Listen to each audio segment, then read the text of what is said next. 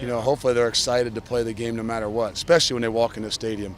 We did a lot of higher ground about making sure they understand and respect, how this place has really changed and what it's come from and why we have what we have. So anytime we walk in here, we want to make sure that we respect it. We play the game the way the game's supposed to be played, and that's with great passion and energy.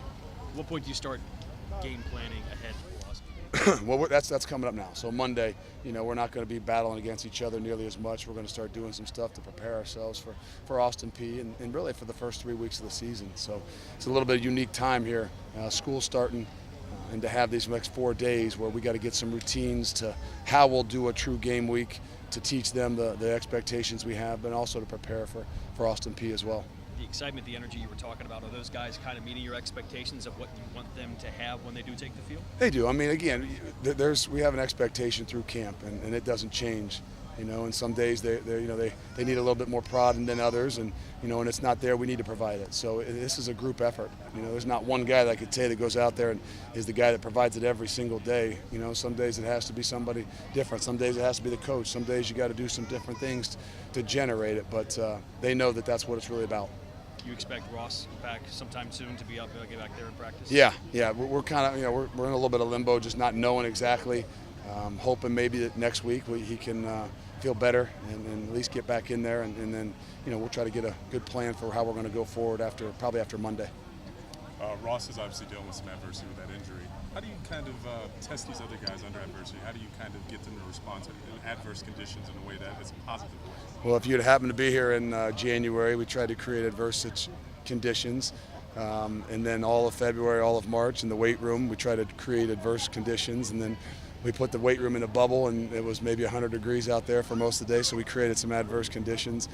And then really at practice, I tell them it's very intentional. We're on you, and I'm on you, and I'm pushing you and hollering and screaming for a reason, to try to get you prepared for what it's going to be like when there's 45,000 people in here or 110,000 in the second week, that that you're used to that pressure, whether it's me or coaches or us all over you, or the nation of the 2 million people on TV or the people in the crowd. What kind of options does Mike Boone give you in terms of his versatility offensively, in terms of putting together a plan? A lot, and that's where you got to be a little bit smart. And I know Coach Denbrock will do a great job, and that whole Coach Gino and all the whole staff will. There's a balance there too. Is you guy can do so much, but you also got to be smart. You don't want to be a jack of all trades and a master of none. So, this coming week we got to really try to hone in on the things that our guys do well, so that they can master them. I'm sure you had an expectation of what this was going to be like. Your first camp here with the guys. Has it met that expectation? Has it been what you thought it would be, or has it been any different? I'll be honest with you, I've been really proud of our guys. And I'm not saying every day was sharp and every day was the best and every day was perfect, but the things we ask them for, to have an incredible attitude every single day, to be willing to work and to be willing to be pushed.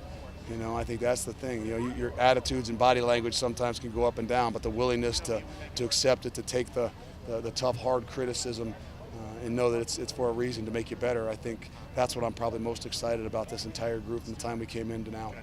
Once you name a starter at quarterback, is that a position that you want to have locked down for the season, or is it a week-to-week competition kind of deal? No, I think we'll have a good idea of the way we're going. But I can honestly say, no matter what, we're going to have both of them ready. And I think that the key for us is, if one is in there, the other one has got some type of game plan. Obviously, they know the whole game plan, but there's a way to be able to at least have some situational stuff that might give us an opportunity to create some things for our defense that have to prepare for. But ultimately, again, if you go with one, you want them to know they have the most confidence. You have the most confidence in what it is that they're doing. And you don't want them looking over their shoulder, but you also want to make sure that they're pushing and making each other better.